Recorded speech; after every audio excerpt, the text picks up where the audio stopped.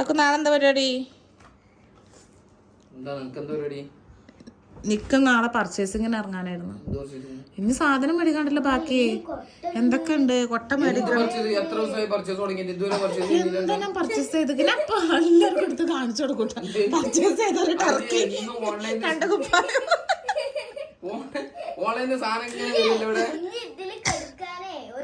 ആ സാധനം മേടിക്കണ്ട നമുക്ക്.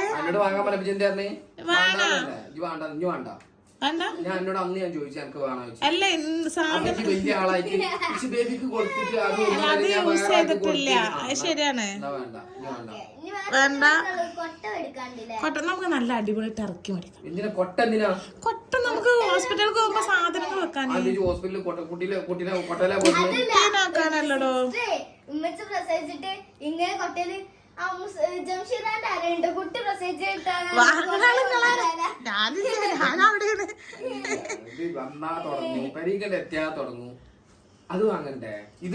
ശരി, ഇതൊക്കെ ഞാൻ കാര്യം പറഞ്ഞേ. ഇതൊക്കെ ഞാൻ എന്തിനാ മുൻകൂട്ടി വാങ്ങണമെന്നറിയോ? എനിക്കൊരു കുഴപ്പമില്ല. എനിക്ക് ലാബ് റൂമിക്ക് ടാറ്റും കാട്ടിയോണ്ട് പോയാൽ മതി. നിങ്ങള് ഇവിടെ കിടന്ന് ഇങ്ങനെ നിങ്ങള് ചക്രശ്വാസം വലിക്കേണ്ടി വരും. പ്രസവരക്ഷ എന്തിനാ? ഭയങ്കര രക്ഷ പ്രസവരക്ഷ. പ്രസവരക്ഷ പേരിട്ടിരിക്കണേ എന്താ ശരിയല്ല? എന്താ പേരിന് എന്താ കുഴപ്പം? പ്രസവരക്ഷല്ലേ?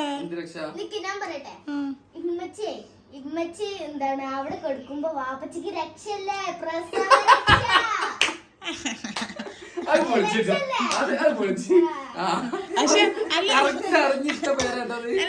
അങ്ങനെയാണെങ്കിൽ പാപ്പി മക്കളോട് വരാൻ പാടില്ല.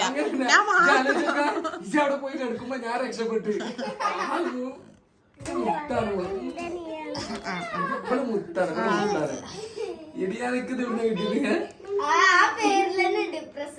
അല്ല ശരിക്കും പ്രസവരക്ഷ എന്താ? നിങ്ങള് മനസ്സിലാക്കിയ പ്രസവരക്ഷ എന്താ? തന്നെ പറയപ്പോ നിങ്ങള് മനസ്സിലാക്കിയ പ്രസവരക്ഷ എന്താ?